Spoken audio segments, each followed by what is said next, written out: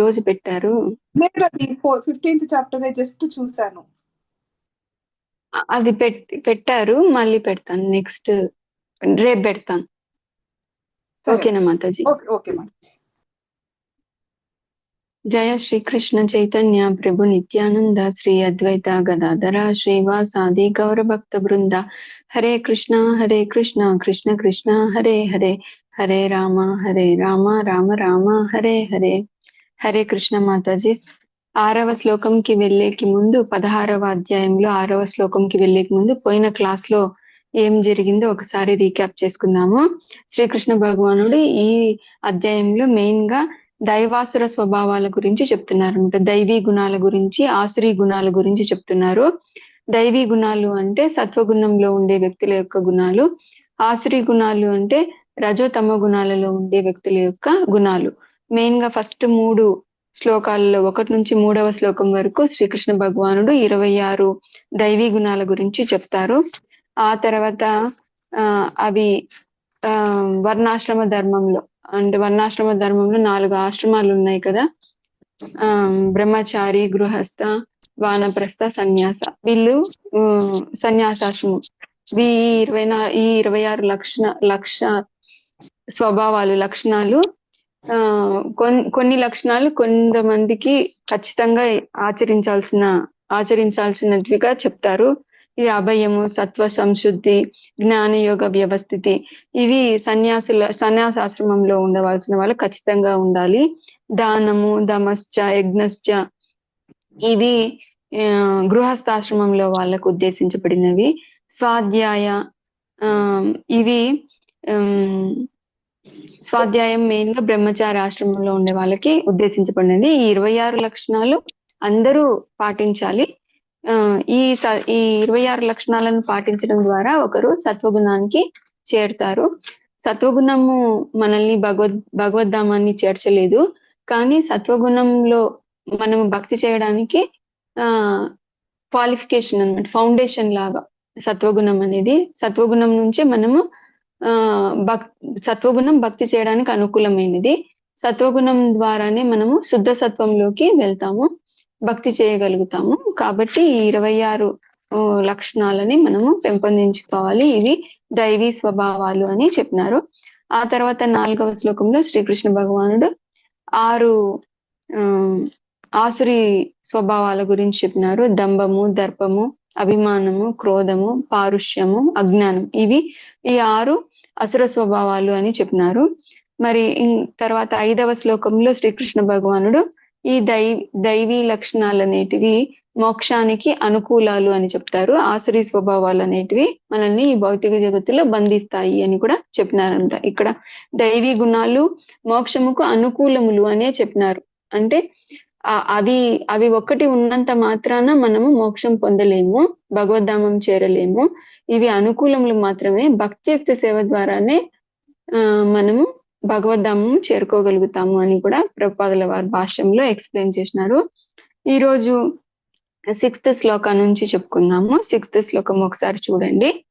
ద్వౌభూత సర్గౌలో కేస్మిన్ దైవ అసుర ఏవ చ దైవో విస్తరశః ప్రోక్త ఆసురిం పార్థమే శృణు. హరే కృష్ణ. ఎవరైనా ట్రాన్స్లేషన్ చదవండి. హరే కృష్ణ మాతాజీ. ఓ పృథకుమార, ఈ లోకమున దైవాసురులనే 2 రకముల జీవులు కలరు. దైవీ గుణములను నేను ఇదివరకే నీకు సవివరముగా వివరించి తిని. ఇక ఇప్పుడు అసుర గుణములను గూర్చి నా నుండి వినుము. హరే కృష్ణ మాతాజీ. హరే కృష్ణ మాతాజీ. Thank you mataji. ఇక్కడ ఈ శ్లోకంలో శ్రీకృష్ణ భగవానుడు ఏమన్నారంటే, ఇప్పటి వరకు నేను దైవీ గుణాల గురించి వివరంగా చెప్పినాను. నేను ఫస్ట్ 3 శ్లోకాలలో వివరంగా చెప్పినాను. ఇప్పుడు నేను ఆశ్రీ గుణాల గురించి చెప్తాను, విను అర్జున అని చెప్తున్నారు. ఈ లోకంలో 2 గుణాల వ్యక్తులు ఉన్నారు అని చెప్తున్నారు. ద్వౌభూత సర్గౌ లోకేస్మిన్ దైవాసుర ఏవచ. ద్వౌ అంటే 2 రకాల జీవులు. దైవ అసుర ఏవచ. దైవీ గుణ సంపత్తి కలవారు, అసురులు. ఇట్లా 2 రకాలుగా ఉన్నారు అని చెప్తారు. ప్రభుపాదుల వారు భాష్యంలో ఏం రాస్తారంటే, దైవీ గుణాలు కలవారు అంటే అర్థం ఏంటి అంటే, వాళ్ళు నియమ నిబంధనలను పాటిస్తారనమాట. శాస్త్రాలలో ఏమేమి రాసిందో అవి పాటిస్తారు. కానీ ఆశ్రయ గుణంలో ఉండే వాళ్ళు ఏం చేస్తారు అంటే ఈ శాస్త్రాలను వాళ్ళు చదవరు.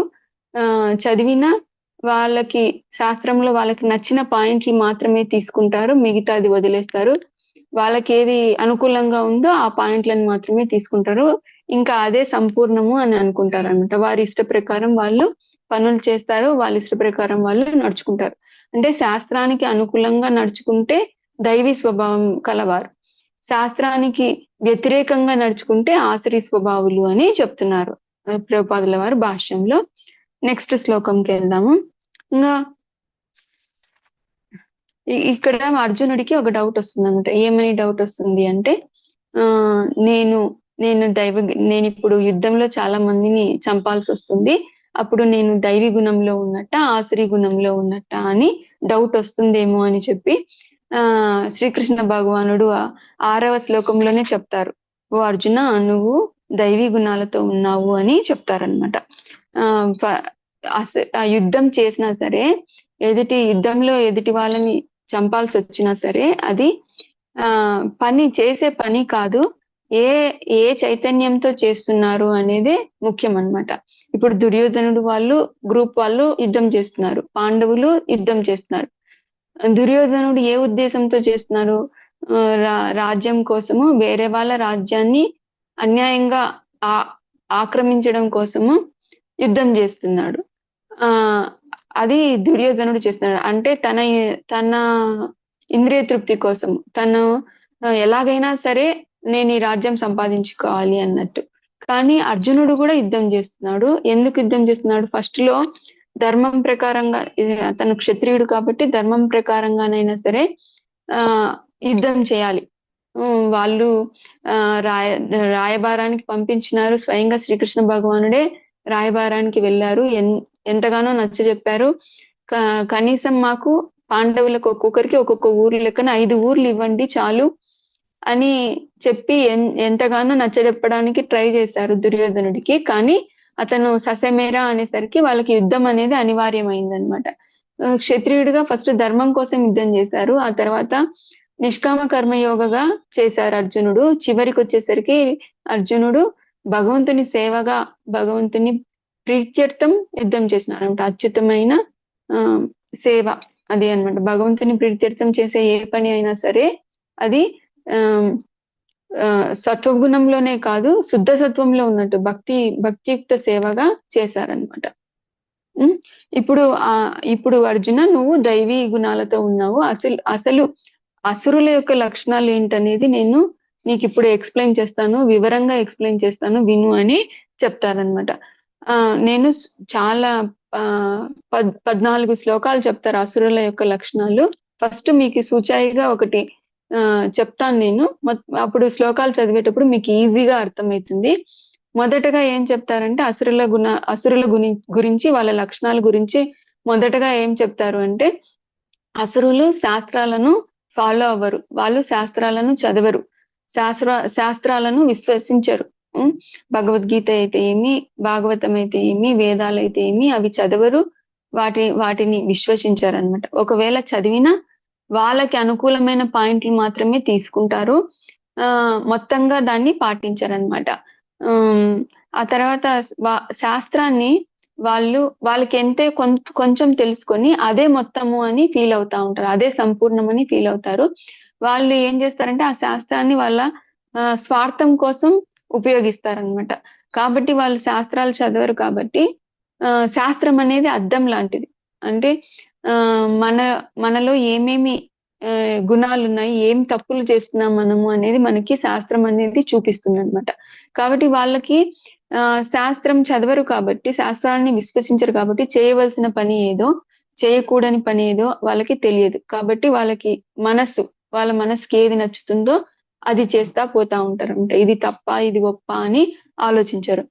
ఇంకా ఏమనుకుంటారు, నేనే శక్తివంతుడను, నేనే బలశాలిని, నేనే సర్వజ్ఞుడను, నేనే సమగ్రుడను, నా పైన ఎటువంటి కంట్రోల్ లేదు, ఈ భగవంతుడు లేడు, శాస్త్రాలు లేరు, నేనే ఒక పని చేస్తే అది సక్సెస్ అయితే అది నా వల్లనే జరిగింది అని ఫీల్ అవుతా ఉంటాడు అనమాట. యాక్చువల్ గా మనం ముందు చాప్టర్లలో చూసినాం ఏమని, ఒక పని మనము జరగాలి అంటే ముగ్గురి శాంక్షన్ అనేది కావాలన్నమాట. ఫస్ట్ జీవుడు, పరమాత్మ, ప్రకృతి. ఈ ముగ్గురి ఆమోదం లేకుండా మెయిన్ గా భగవంతుని పరమాత్మ రూపంలో ఉండే శ్రీకృష్ణ భగవాను యొక్క శాంక్షన్ లేకుండా ఏది జరగదన్నమాట.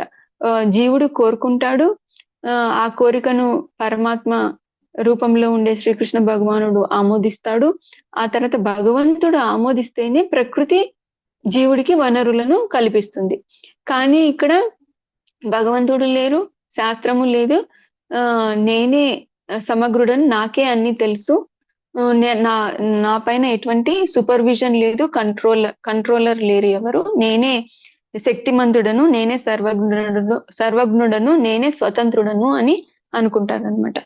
ఆయన ఇంకా అసత్యవంతులవుతారు. అంటే వాళ్ళ స్వార్థం కోసం ఎన్ని అబద్ధాలైనా వాళ్ళు చెప్పడానికి వెనకాడరు అనమాట. ఆ తర్వాత అపరిశుభ్రత, నియమ నిబంధనలు ఏవి పాటించరు, ఒక ఆచారం అంటూ ఏమీ లేదు. కాబట్టి వాళ్ళకి ఏది ఇష్టమైతే అది చేస్తారు. వాళ్ళ ఇంద్రియ తృప్తికి ఎవరైతే అనుకూలంగా ఉంటారో వాళ్ళని ఫ్రెండ్స్ అనుకుంటారు. వాళ్ళ ఇంద్రియ తృప్తికి ఎవరైతే ప్రతికూలంగా ఉంటారో వాళ్ళని శత్రువులుగా భావిస్తారనమాట. స్వీయ కేంద్రం అంటే భక్తులు ఎలా జీవిస్తారు, భగవంతుని కేంద్రంగా పెట్టుకొని జీవిస్తారు. అంటే నాకు ఏది లభించినా, లాభం వచ్చినా, నష్టం వచ్చినా, సుఖమైన దుఃఖమైన అది భగవంతుడి ప్రసాదంగా భావిస్తారు. అదే వాళ్ళు చేసే పనులు కూడా భగవంతుని, కృష్ణుని సెంటర్ గా పెట్టుకొని చేస్తారు, కృష్ణుని ప్రీత్యర్థం చేస్తారు. కానీ ఇక్కడ స్వీయ కేంద్రం అంటే అసుర స్వభావులు ఏం చేస్తారంటే వాళ్ళ గురించే తప్ప మిగతా వాళ్ళ గురించి అస్సలు పట్టదనమాట. ఎప్పుడు చూడు ఈ ప్రకృతి అంతా నేను అనుభవించడానికే ఉంది, నేను ఆధిపత్యం చెలాయించడం కోసమే ఉంది, మిగతా వాళ్ళందరూ నాకు సేవ చేయడానికే ఉన్నారు, నేనే కంట్రోలర్ని, నా పైన ఎవరు లేరు, అలాంటి స్వభావం అనేది ఉంటుందన్నమాట. వాళ్ళు ఇంద్రియ తృప్తి, ఇంద్రియ భోగం అనేది వాళ్ళ మెయిన్ టార్గెట్ అన్నమాట. ఇంకా బాడీలీ కాన్షియస్నెస్ లో ఉంటారు కదా వాళ్ళు, అంటే దేహాత్మ బుద్ధి అంటారు దీన్ని. అంటే ఆత్మ అని గాని భగవంతుడని గాని వాళ్ళకి ఎటువంటి జ్ఞానం ఉండదు. కాబట్టి వాళ్ళు ఎంతసేపు ఉన్నా ఇంద్రియ భోగం గురించే ఆలోచిస్తారనమాట. వాళ్ళ ప్రథమ కర్తవ్యము అది ఇంద్రియ భోగమే ఉంటుందన్నమాట. వాటి కోసమే జీవిస్తా ఉంటారు. ఇంద్రియాలు ఎప్పుడు మరి అవి దాని వల్ల ఏమవుతుందంటే లెక్కలేనన్ని కోరికలు వాళ్ళకి వస్తుంటాయి. ఒక కోరిక తర్వాత ఇంకొక కోరిక. ఎప్పుడైతే కోరికలు ఎక్కువైపోతాయో, తీరలేదనుకో వాళ్ళకి కోపం అనేది వస్తుంటుంది అనమాట. క్రోధం ఎక్కువగా ఉంటుంది. ఒకవేళ తీరిందనుకో, కోరిక తీరిందంటే దాంతో సరిపోదు, ఇంకా లెక్కలేని కోరికలు వస్తూనే ఉంటాయన్నమాట. ఒక సక్సెస్ వచ్చిందనుకోండి, ఇంకా ఇంకో దానికోసం పరిగెత్తుతాడు. ఒకవేళ ఫెయిల్యూర్ వచ్చిందనుకోండి, కృంగిపోతాడు. అలా వేలాది కోరికలతో ఎప్పుడు వాటిని తీర్చుకోవడానికి కష్టపడుతూ ఉంటాడు. శాంతిని కోల్పోతాడు. ఆ తర్వాత లోభము, ఎంత ఉన్నా సరే ఇంకా కావాలి, ఇంకా కావాలి, ఎంత ధనం ఉన్నా ఇంకా కావాలి, ఎంత పేరు ప్రతిష్టలు ఉన్నా ఇంకా కావాలి అని కేవలం ఇంద్రియ సంతృప్తే టార్గెట్. కాబట్టి ఎక్కువ డబ్బు సంపాదిస్తే నేను ఎక్కువ ఇంద్రియ భోగం చేయగలుగుతాను అని చెప్పి అక్రమ మార్గాలలో ధనాన్ని సంపాదించడం మొదలు పెడతాడు అనమాట. ఈ రోజు నేను ఇంత సంపాదించాను, ఈ రోజు నా ప్రణాళికలు బాగా పనిచేశాయి, నేను ఇంత సంపాదించాను, రేపు ఇంకా ఎక్కువ సంపాదిస్తాను, ఎవరైతే నేను చాలా అదృష్టవంతుడను, నేను ఈ సంపన్న కుటుంబంలో నా చుట్టూ ఉండే వాళ్ళంతా కూడా నాకు జై కొట్టే వాళ్ళనమాట. వాళ్ళని చుట్టూ పెట్టుకుంటారు. ఆ తర్వాత వీళ్ళు కూడా ఏం చేస్తారంట, నామమాత్రపు యజ్ఞాలు చేస్తారంట. అంటే పేరు కోసము అండ్ యజ్ఞాచరణం చేస్తారు. ఎందుకు చేస్తారంటే పేరు కోసము, లేదా వాళ్ళ డాబు చూపించుకోవడం కోసము అలాంటి యజ్ఞాలు చేస్తారనమాట. నియమ నిబంధనలతో చెయ్యరు, కేవలం పేరు కోసం చేస్తారు, యజ్ఞాలు చేస్తారు. ఆ తర్వాత ఏం చేస్తారంటే ఎవరైతే వాళ్ళ డబ్బు సంపాదనకి లేదా వాళ్ళ పేరు ప్రతిష్టకి ఎవరైతే అడ్డమని వాళ్ళు భావిస్తారో అటువంటి వాళ్ళని చంపడానికి కూడా వెనకాడరు అనమాట. అలా అలా కామంతోనూ గర్వంతోనూ దురభిమానంతోనూ మదంతోనూ వీటిని ఆశ్రయించి తాత్కాలికమైన వస్తువులను గూర్చి సంపాదించుకోవడానికి వాటిని అసద్గృహ అంటారు. తాత్కాలికమైన విషయాల పట్ల ఎక్కువ ఆకర్షణకు లోనయ్యి వాళ్ళు వేలాది ఆశాపాశాలతో బంధించబడతారు అని చెప్తారనమాట. ఆ విధంగా వాళ్ళు చేయకూడని పనులు, హేయమైన కర్మలు చేస్తారనమాట. ఈ విధంగా చేయడం ద్వారా వాళ్ళు నరకం పాలవుతారు, నన్ను ఎప్పటికీ పొందలేరు అని చెప్పి చెప్తారనమాట. ఇవన్నీ అసుర స్వభావాల యొక్క లక్షణాలు అని చెప్పి శ్రీకృష్ణ భగవానుడు ఈ 7వ శ్లోకం నుంచి 19వ శ్లోకం వరకు ఎక్స్ప్లెయిన్ చేస్తారు. ఇప్పుడు టూకీగా నేను చెప్పాను. ఇప్పుడు 7th శ్లోకము చూడండి ఒకసారి. ప్రవృత్తించ నివృత్తించ జనానా విదురాసురా న శౌచం నాపి చాచారో న సత్యం తేషు విద్యతే. హరే కృష్ణ. 7th శ్లోక ట్రాన్స్లేషన్ చదవండి మాతాజీ. అసుర స్వభావులకు ఏది చేయాలో ఏది చేయకూడదో తెలియదు. శుచిత్వము కాని సదాచారము కాని సత్యము కాని వారిలో కనపడదు. హరే కృష్ణ మాతాజీ. ఇందాక మనం చెప్పుకున్నాం కదా, వాళ్ళు శాస్త్రాలను చదవరు. అంటే భగవద్గీత ఏది మనకి ప్రామాణికము? భగవద్గీత. మనిషి ఎలా నడుచుకోవాలి, ఇప్పుడు మనము ఒక మిషన్ కొన్నాం, ఒక మిక్సీ కొన్నాం అనుకో, దానికి మాన్యువల్ ఇస్తారు. అంటే ఈ విధంగా వాడాలి, ఈ విధంగా ఇది పని చేస్తుంది అని చెప్పి మాన్యువల్ ఇస్తారు. అట్లాగే మనం మానవుడు ఎలా నడుచుకోవాలి, ఏ విధంగా ఉండాలి, ఏ విధంగా ఏ పని చేస్తే జీవితం సాఫల్యం అవుతుంది, మానవ జీవితం సాఫల్యం అవుతుంది అనేది భగవద్గీతలో శాస్త్రాలలో రాయబడి ఉంటుంది. అది వాళ్ళు చదవరు కాబట్టి, శాస్త్రాలను ధిక్కరిస్తారు కాబట్టి వాళ్ళకు ఏ పని చేయాలో ఏ పని చేయకూడదు అనేది తెలియదు. నా శౌచం, వాళ్ళకి శౌచం ఉండదు, శుభ్రత ఉండదు, బాహ్య శుభ్రత ఉండదు, అంతరంగ శుభ్రత కూడా ఉండదు అనమాట. నా శౌచం నా ఆచారం అనేది ఉండదు. నా సత్యం, సత్యాన్ని పలకరు, వాళ్ళ స్వార్థం కోసం ఎన్ని అబద్ధాలైనా ఆడతారనమాట. ఇది అసుర స్వభావాల గురించి చెప్తారు. ఇంకా చెప్తున్నారు 8th శ్లోకం చూడండి. అసత్యం అప్రతిష్టం తే జగదాహుర్ అనీశ్వరం అపరస్పర సంభూతం కిమన్యత్ కామహైతుకం. హరే కృష్ణ. 8th శ్లోక ట్రాన్స్లేషన్. హరే కృష్ణ మాతాజీ. ఆధారం లేకుండా నియంత్రించే భగవంతుడు లేకుండా ఈ జగత్తు అసత్యమైనటిదని వారు అంటారు. మైదున కోరిక వలననే ఇది తయారైందని, కామం తప్ప దీనికి వేరే కారణమే లేదని వారు పలుకుతారు. హరే కృష్ణ మాతాజీ. Thank you mataji. ఇంకా అసుర స్వభావాలు ఏమనుకుంటారంట, ఈ జగత్ గురించి ఏమనుకుంటారంట, అసత్యం, ఈ జగత్ అంతా అసత్యం, ఉట్టి మిథ్య, అప్రతిష్టం, అసలు దీనికి ఆధారమే లేదు, కారణం లేకుండా వచ్చింది ఇది. జగదాహుర్ అనీశ్వరం, దీనికి ఈశ్వరుడు అంటూ ఎవరు లేరు, కంట్రోలర్ అంటూ ఎవరు లేరు, దీనికి ఇది అసత్యము, దీనికి ఆధారం లేదు, ఈ జగత్తుకు ఆధారం లేదు, దీనికి ఈ జగత్తుకి ఎవరు కంట్రోలర్ లేరు అని అనుకుంటారనమాట. అపరస్పర సంభూతం అంటే కారణం లేకుండా వచ్చింది ఇది అని అంటారు. మరి ఇంకేమంటారు? కిమన్యత్ కామహైతుకం, అన్యాత్ కామహైతుకం అంటే కామము తప్ప వేరే, ఈ జగత్తు రావడానికి కామం తప్ప వేరే కారణం లేదు అని అంటారనమాట. అంటే శంకరాచార్యుల వారు కూడా చెప్తారు, బ్రహ్మ సత్యం జగత్ మిథ్య అని చెప్తారు. అంటే జగత్తు మిథ్య అంటే అది అసత్యం అని కాదు, అంటే టెంపరరీ అని. ఇప్పుడు మన ఇల్లు ఉంటుంది, మనము ఒక చోటికి ఇప్పుడు విజయవాడకి వెళ్ళాలనుకుంటాము, మన ఊరు నుంచి విజయవాడకి వెళ్ళాలనుకుంటాము, ట్రైన్ లో ప్రయాణం చేస్తాము. ట్రైన్ ఏం మన ఇల్లు కాదు, అదేం పర్మనెంట్ కాదు. మళ్ళీ మనము మన ఇంటికి తిరిగి వస్తాం, మన పని అవ్వగానే తిరిగి వస్తాము. ట్రైన్ లో జరిగిన ప్రయాణము అనేది అసత్యం కాదు కదా.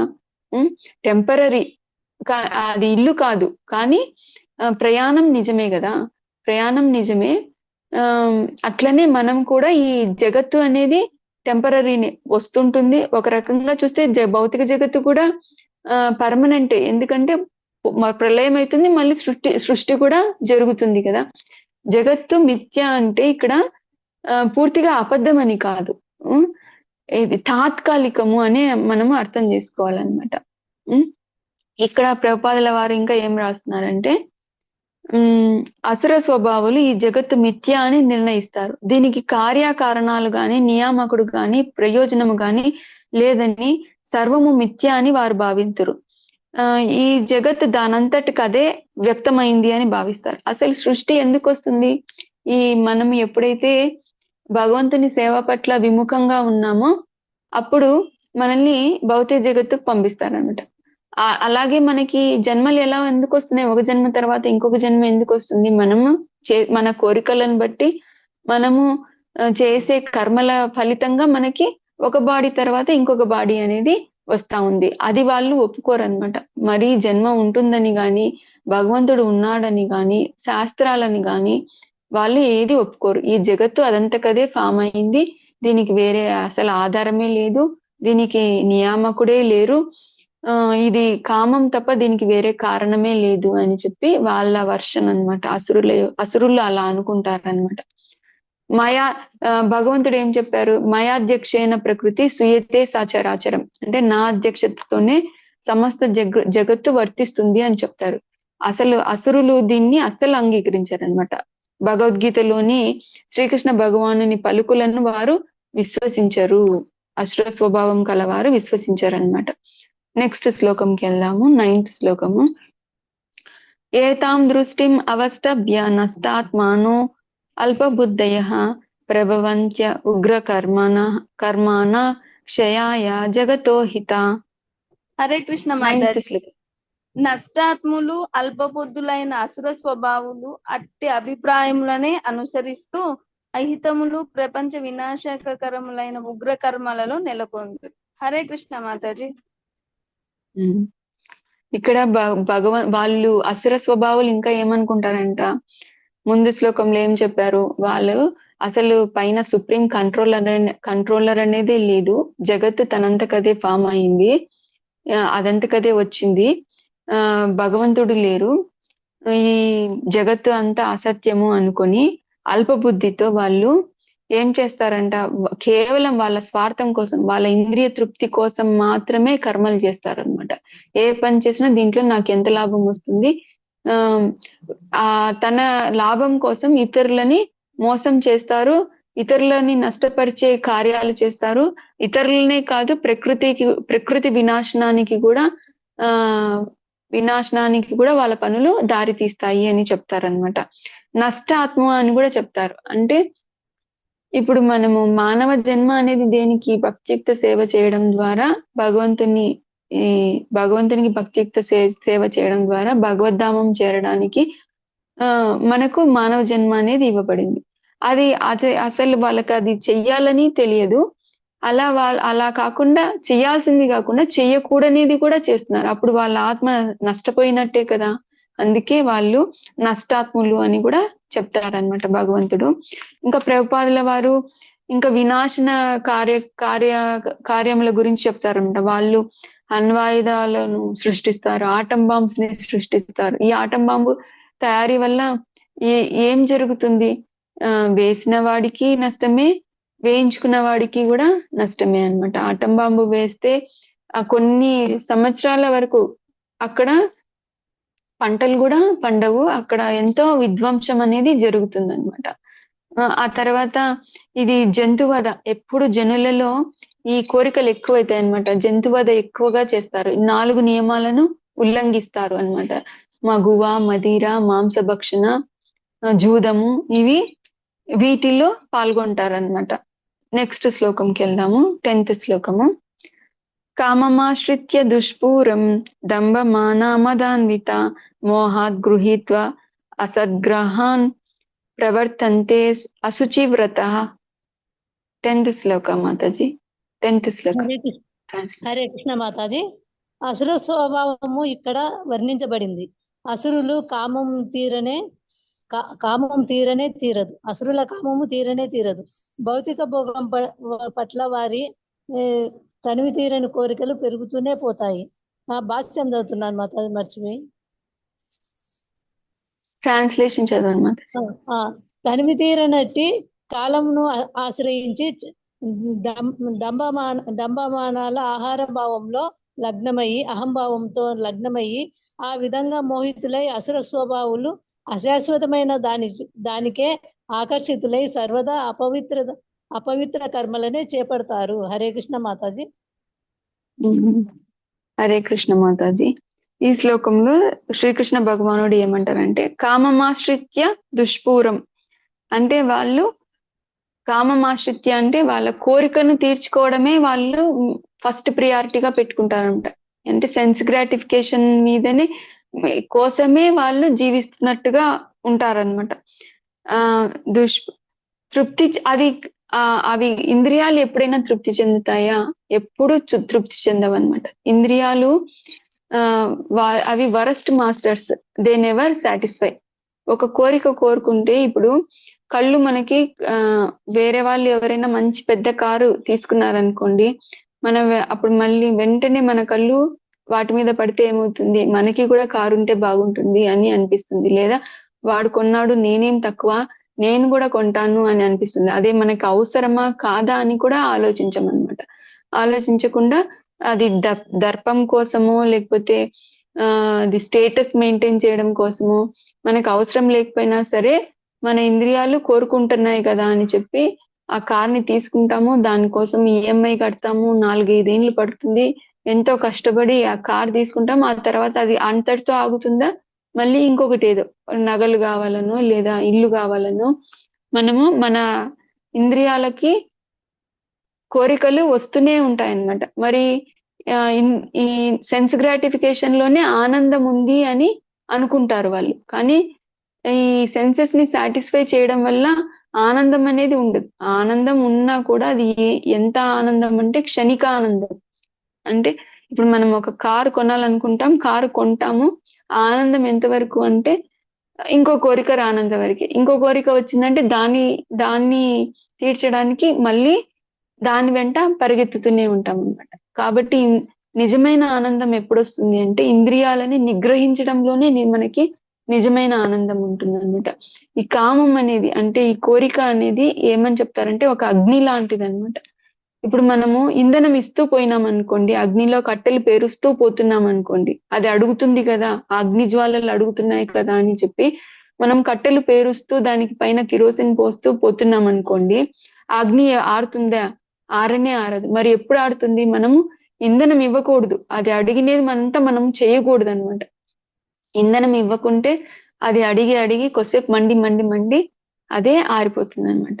ఎప్పుడైతే మనము ఇంద్రియాలను నిగ్రహం చేసినప్పుడే ఆనందం అనేది వస్తుంది. లేదంటే గన ఎప్పుడు మనము ఆందోళనతోనో చింతలోనో క్రోధంలో మన కోరిక తీరకపోతే క్రోధం వస్తుంది, తీరితే లోభం వస్తుంది.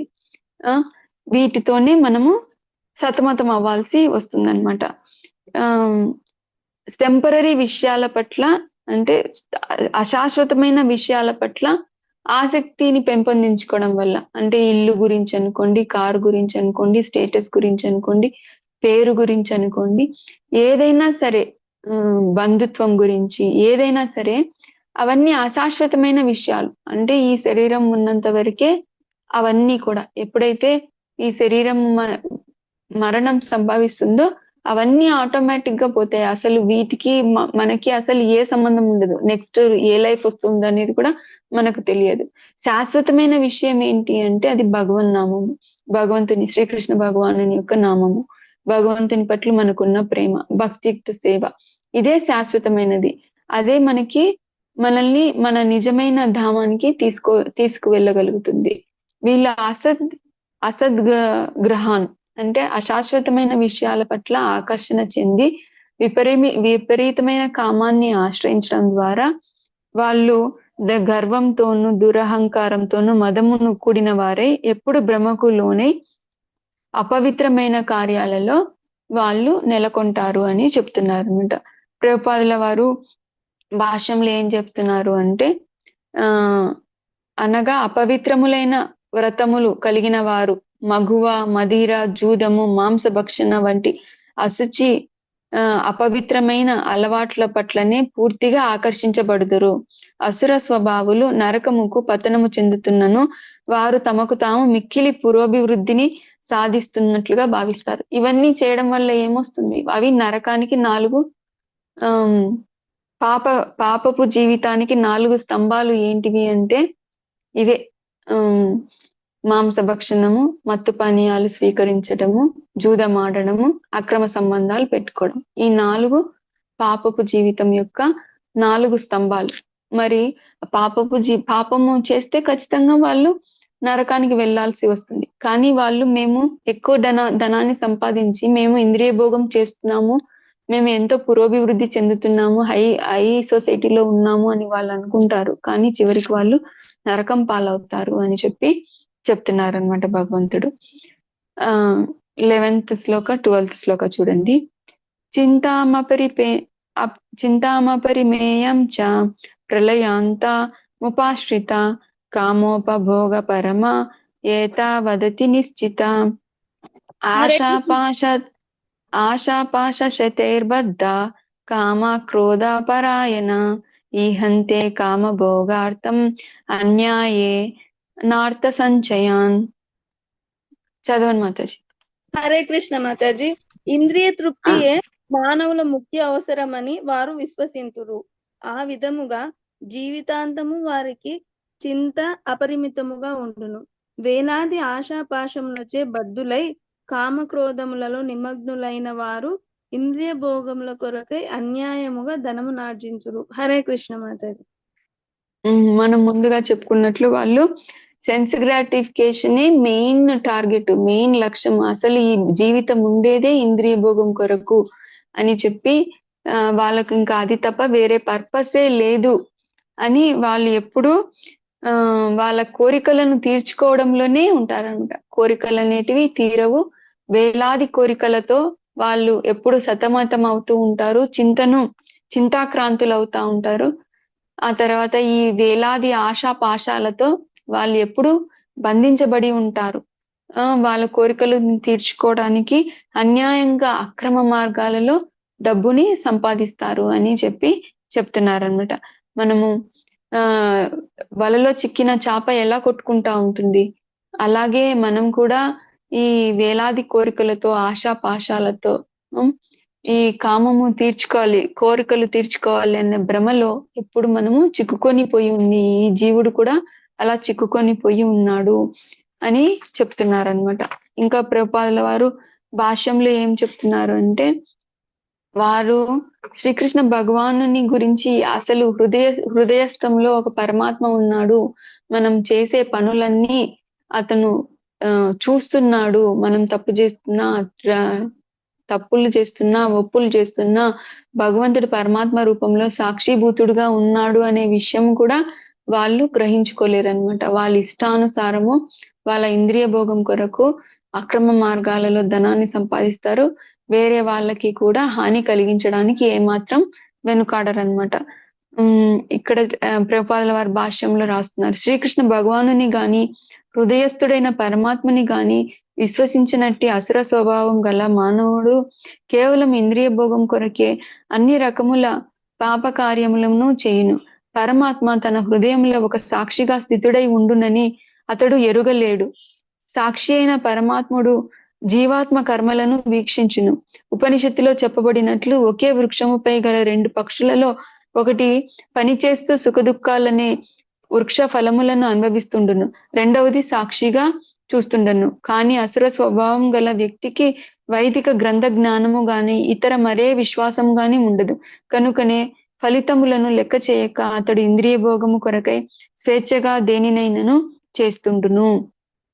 ఇక్కడ ఉపనిషత్తులలో ఏం చెప్తున్నారంట, ఒక చెట్టు మీద 2 చిలుకలు ఉన్నాయంట. ఒక చిలుక ఏం చేస్తుంది, ఆ చెట్టు యొక్క ఫలాలను తింటా ఉంటుందన్నమాట. ఎలా సుఖము దుఃఖము రూపంలో ఆ చెట్టు యొక్క ఫలాలను తింటా ఉంటుంది. ఇంకొక చిలక ఏం చేస్తుంటుంది, ఈ మొదటి చిలకను చూస్తా ఉంటుందన్నమాట, సాక్షిగా ఉంటుంది. అంటే చెట్టు ఫలాలను తినే చిలక ఎవరు అంటే జీవుడు, జీవాత్మ తన చేసిన కర్మల యొక్క ఫలాలను సుఖం రూపంలో దుఃఖం రూపంలో ఒకదాని తర్వాత ఒకటి అనుభవిస్తా ఉంటాడు. ఆ తర్వాత దానికి సాక్షిగా, ఇతను చేసే పనులకు సాక్షిగా పరమాత్మ ఇంకొక చిలక రూపంలో చూస్తా ఉంటాడు అని చెప్తారన్నమాట. అది పరమాత్మ చూడడమే కాదు, ఎదురు చూస్తా ఉంటుంది, ఎప్పుడెప్పుడు ఈ చిలక నా వైపు చూస్తుంది అని, నా వైపు చూస్తుంది, నా కోసము ఆరాట పడుతుంది అని చెప్పి, నన్ను ఎప్పుడు గుర్తిస్తుంది అని చెప్పి చూస్తా ఉంటారన్నమాట భగవంతుడు, శ్రీకృష్ణ భగవానుడు పరమాత్మ రూపంలో.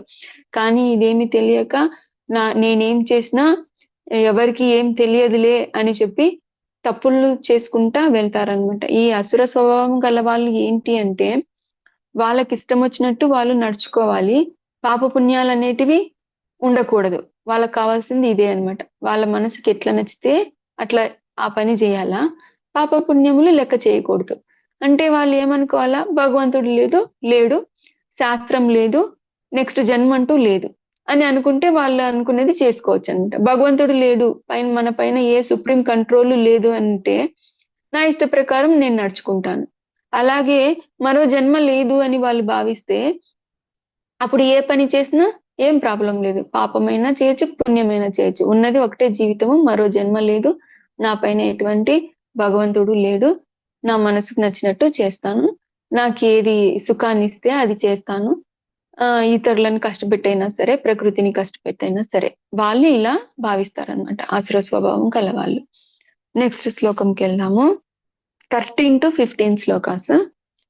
ఇదమద్య మయా లబ్ధ్యం ఇమం ప్రాప్స్యే మనోరథం ఇదమస్తి ఇదమపి మే భవిష్యతి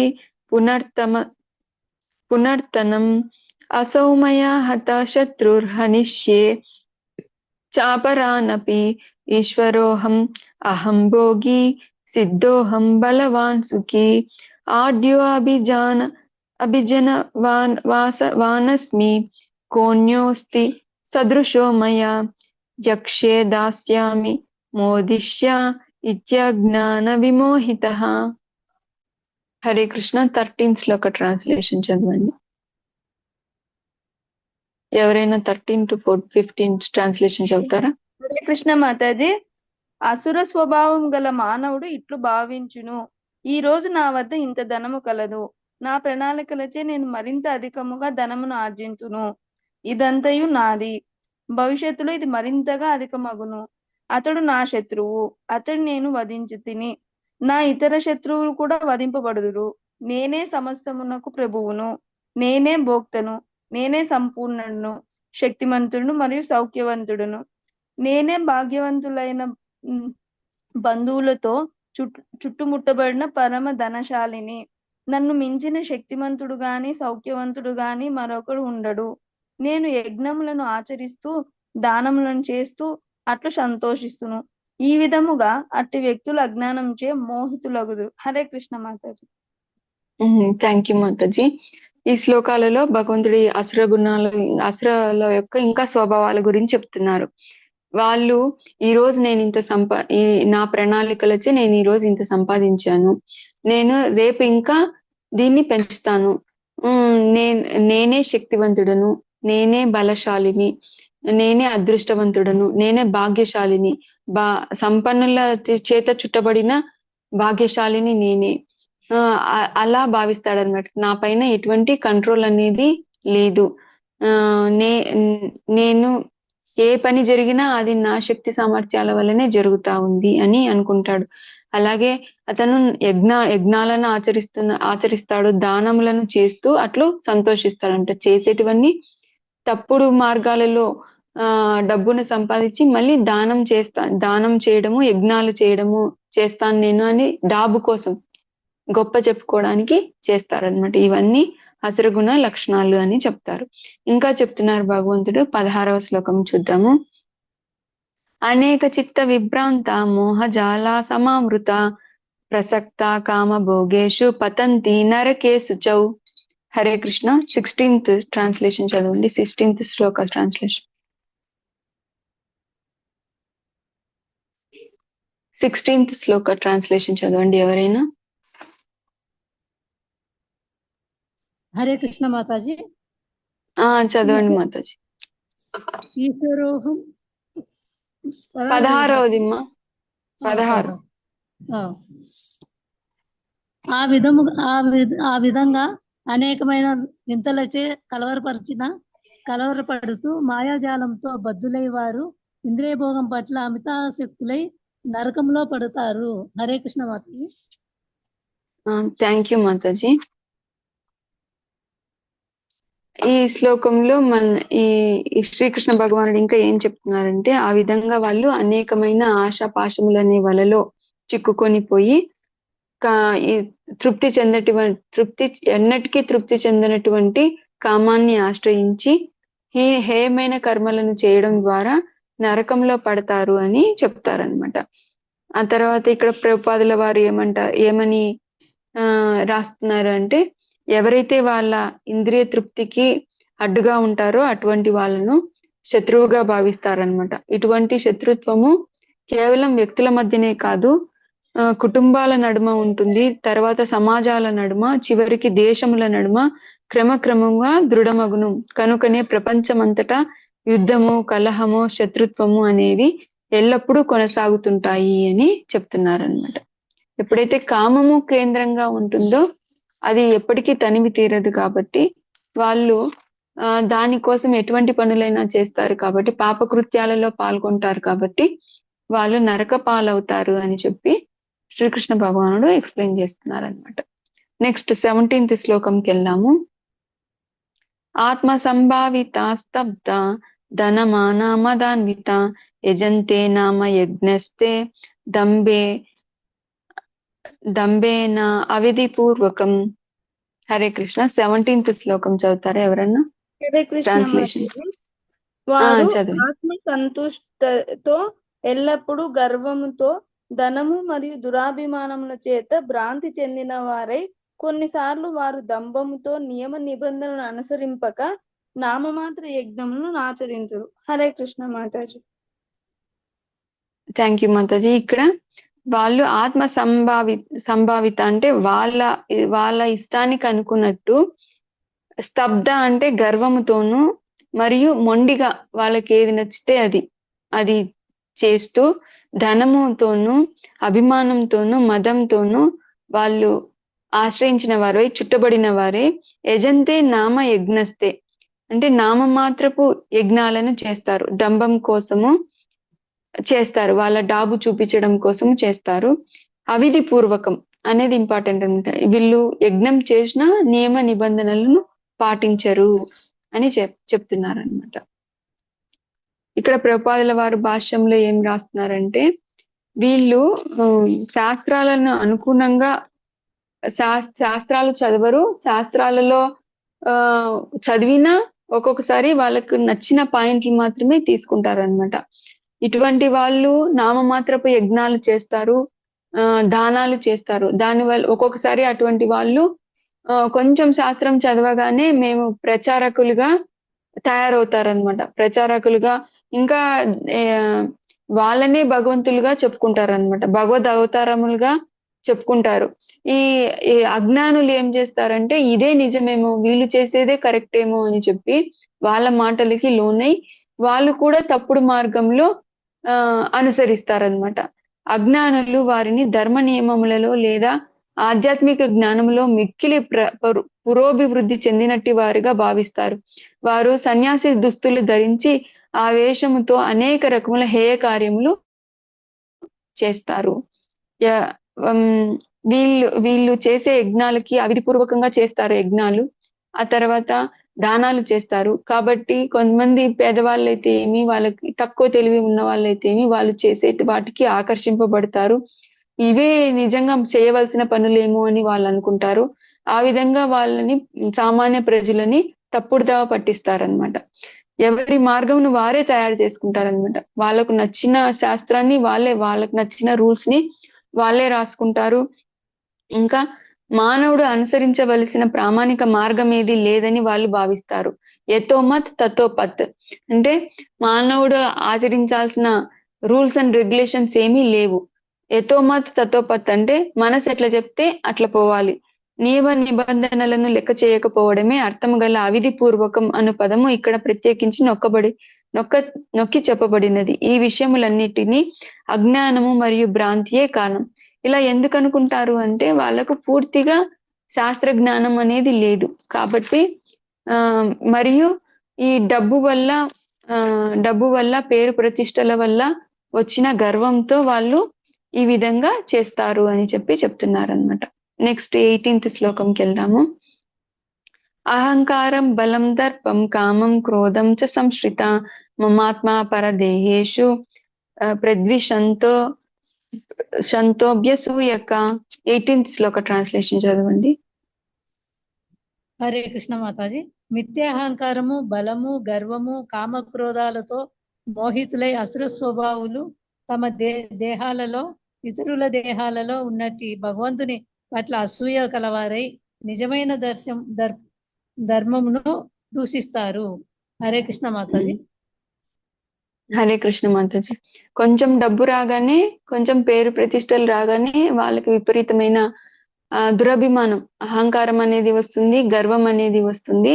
దాంతో వాళ్ళు ఏం చేస్తారు అంటే భగవంతుడు అనే వాళ్ళు సుప్రీం కంట్రోలర్ ఉన్నారు అనే విషయాన్ని వాళ్ళు విశ్వసించరు, శాస్త్రాలను విశ్వసించకపోగా భగవంతుని పట్ల, శాస్త్రాల పట్ల అసూయను కలిగి ఉంటారు, వాళ్ళని దూషిస్తూ ఉంటారన్నమాట. అలా దూషిస్తూ వాళ్ళు హేయమైన కార్యాలలో పాల్గొంటారు అని చెప్తున్నారనమాట. ఎవరైతే ఈ ధనముతో, గర్వంతో, మదంతో ఉంటారో అటువంటి వాళ్ళు ఏం చేస్తారు, భగవంతుడు లేడు అని అనుకుంటారు. అటువంటి వాళ్ళు భగవంతుని, గొప్ప భక్తులని కూడా దూషిస్తారనమాట.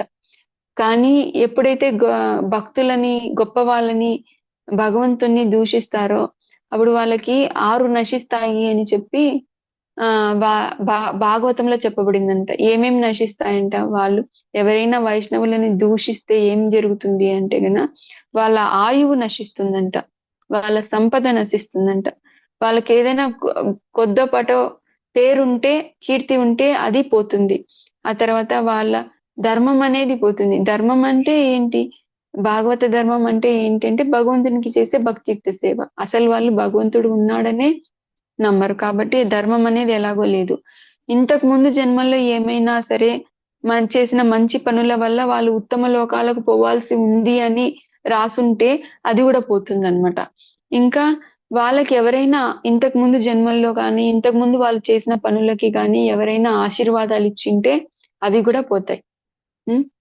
ఆయువు తగ్గుతుంది, ధనము తగ్గుతుంది, యశస్సు తగ్గుతుంది, వాళ్ళ దీవెనలు పోతాయి, పైలోకాలకు వృద్ధి చెందే అవకాశము పోతుంది. ఆ తర్వాత వాళ్ళు ధర్మాన్ని ఎలాగో పాటించారనమాట. ఇవన్నీ ఎప్పుడు జరుగుతాయి అంటే కొంచెము డబ్బు సంపాదించగానే, పేరు ప్రతిష్టలు సంపాదించగానే ఈ గర్వం అనేది పెరిగి భగవంతుణ్ణి కాదంటారనమాట వాళ్ళు. నెక్స్ట్ 19th and 20 శ్లోకంకి చూద్దాము.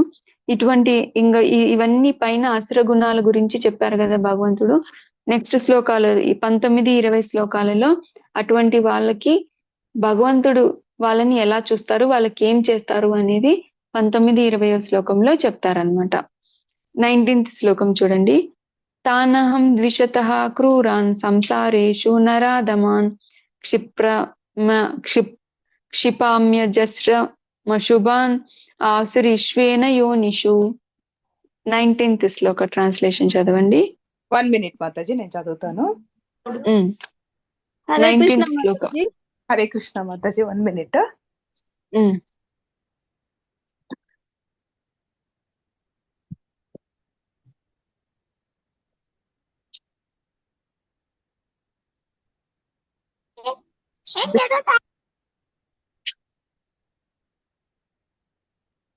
అసూయ కలవారు, క్రూరులు, నరాధములు అయిన అటువంటి వారిని నేను నానా రకాలైన ఆసురీ జన్మలచే సంసార సాగరంలో శాశ్వతంగా పడవేస్తున్నాను.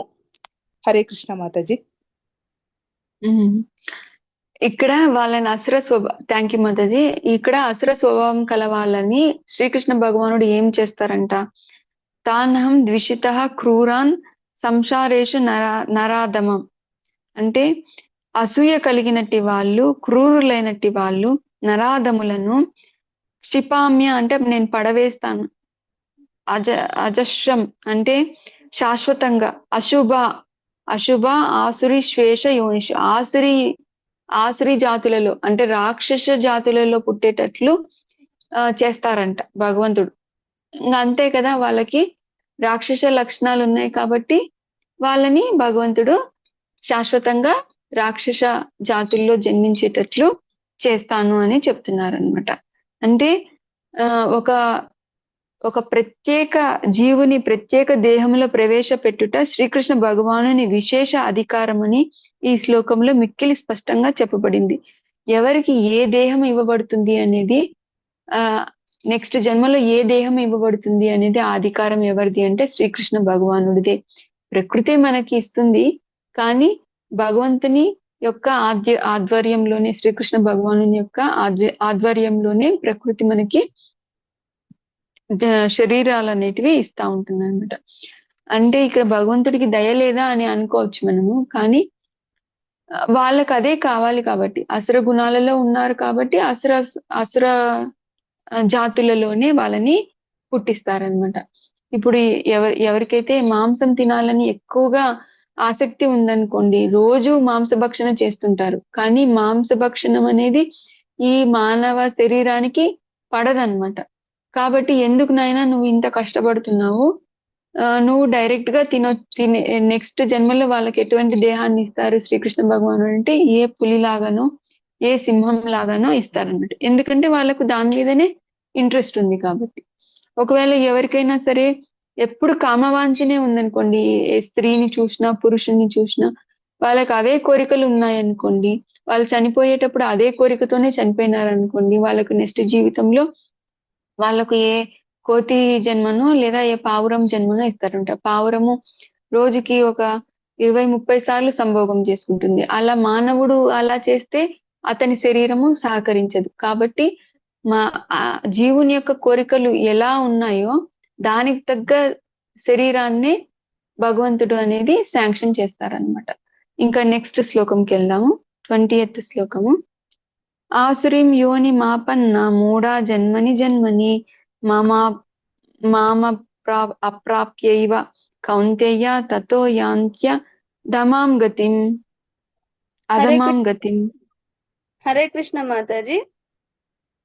ఓ కౌంతేయ, అసుర జీవజాతులందే పదే పదే జన్మిస్తూ అట్టివారు నన్ను ఎన్నడూనూ పొందలేరు. క్రమముగా వారు అత్యంత అధమ జన్మలకు పతనము చెందుదురు. హరే కృష్ణ మాతాజీ. అలా అసుర స్వభావాలలో ఉండే వాళ్ళని పదే పదే వాళ్ళని అసుర జాతులలోనే పుట్టిస్తాను అని చెప్తున్నారనమాట. అలా పుడుతూ వాళ్ళు ఒక జన్మ తర్వాత ఇంకొక జన్మ తీసుకుంటూ వాళ్ళు ఇంకా అధమలో గతికి పతనం అవుతారు. వాళ్ళు ఎన్నటికీ నన్ను చేరుకోలేరు అని చెప్తున్నారు అనమాట.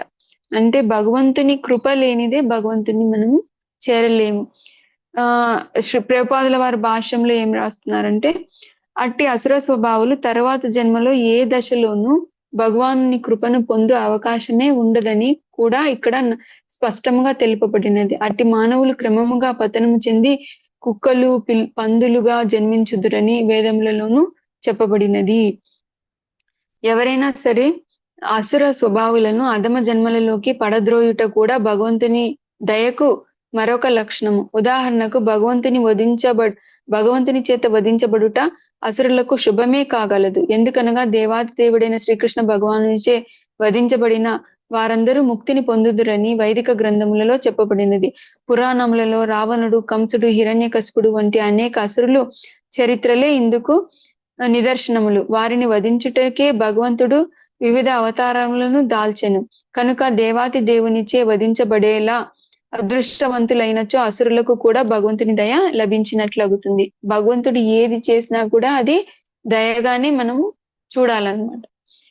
ఎందుకు అంటే భగవంతుడు ఆ విధంగా చేసినా కూడా, భగవంతుని చేతిలో చనిపోయినా కూడా అది వాళ్ళకి మంచిదే. ఎందుకంటే భగవంతుని చేత చంపబడితే మోక్షాన్ని పొందుతారు అని చెప్పి రాశారన్నమాట. దానికి ఉదాహరణగా రావణుడు, కంసుడు, హిరణ్యకశిపుడు వీళ్ళంతా కూడా శ్రీకృష్ణ భగవాను చేతిలో చంపబడ్డారు. వారు మోక్షానికి పొందారు అని చెప్తారనమాట. ఈ రోజు క్లాస్ ఇంతటితో ముగిస్తాము. ఈ రోజు క్లాస్ లో మెయిన్ గా మనము అసురుల యొక్క స్వభావాల గురించి చెప్పుకున్నాము. అంటే అసురుల స్వభావాలు అంటే రజో తమో గుణాలలో ఉండేటువంటి వ్యక్తుల యొక్క స్వభావాలు అన్నమాట. రజోగుణము తమో గుణం వల్ల వాళ్ళు ఎప్పుడు దేహాత్మ బుద్ధిలోనే ఉంటారు. అంటే వాళ్ళ శరీరమే వాళ్ళకి ఇంపార్టెంట్, వాళ్ళ ఇంద్రియాలే వాళ్ళకి ఇంపార్టెంట్. ఇంద్రియాలను సెన్స్ గ్రాటిఫికేషన్ కోసమే జీవితం అన్నట్టుగా వాళ్ళు ఉంటారంట. మరో ఏ ఉన్నత లక్ష్యం అనేది లేదు.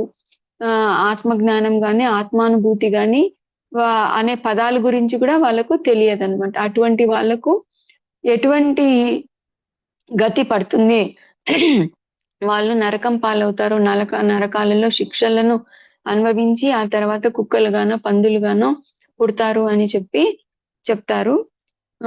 ఈ శాస్త్రం అనేది మనకి అద్దం లాంటిది. మనము ఏ గుణాలలో ఉన్నాము అనేది మనం చూసుకోవాలి. చూసుకొని మనము సత్వగుణాలను పెంపొందించుకోవడానికి మనము ప్రయత్నం చేయాలి. అది ఎలా చేయాలి? ఈ అసుర గుణాల నుంచి ఒక జీవుడు ఎలా బయటపడాలి, సత్వగుణాలను ఎలా పెంచుకోవాలి అనేది, దైవీ సంపత్తిని ఎలా పెంపొందించుకోవాలి అనే విషయాన్ని, నరకంలో పడతారన్నారు కదా, ఆ నరకానికి ద్వారాలు ఏంటి, మనము దైవీ గుణాలు ఆ నరకం నుంచి ఎలా తప్పించుకోవాలి, దైవీ గుణాలను ఎలా వృద్ధి చేసుకోవాలి అనే విషయాలను నెక్స్ట్ క్లాస్ లో మనం తెలుసుకుందాము. Hare Krishna. Dandavat pranam to all of you. ఈ అవకాశం ఇచ్చినటువంటి పరాభక్తి మాతాజీకి, మధురాపతి ప్రభుజీకి నేను కృతజ్ఞతలు తెలుపుకుంటున్నాను. మీకు ఏవైనా డౌట్స్ ఉంటే అడగండి, చెప్పడానికి ట్రై చేస్తాను. హరే కృష్ణ మాతాజీ. హరే కృష్ణ మాతాజీ, క్లాస్ బాగా చెప్పినారు మాతాజీ, నీట్ గా. Hare Krishna mataji. Thank you Mataji. Okay, ఎవరికి ఏ డౌట్ లేదంటే ఒకసారి హరే కృష్ణ మహామంత్రం చెప్పి క్లాస్ ఎండ్ చేద్దాము. హరే కృష్ణ కృష్ణ కృష్ణ హరే హరే, హరే రామ రామ రామ హరే హరే. వాంఛా కల్పతరుభ్యశ్చ కృపా సింధుభ్యేవ చ పతితానాం పావనేభ్యో వైష్ణవేభ్యో నమో నమః. అనంత కోటి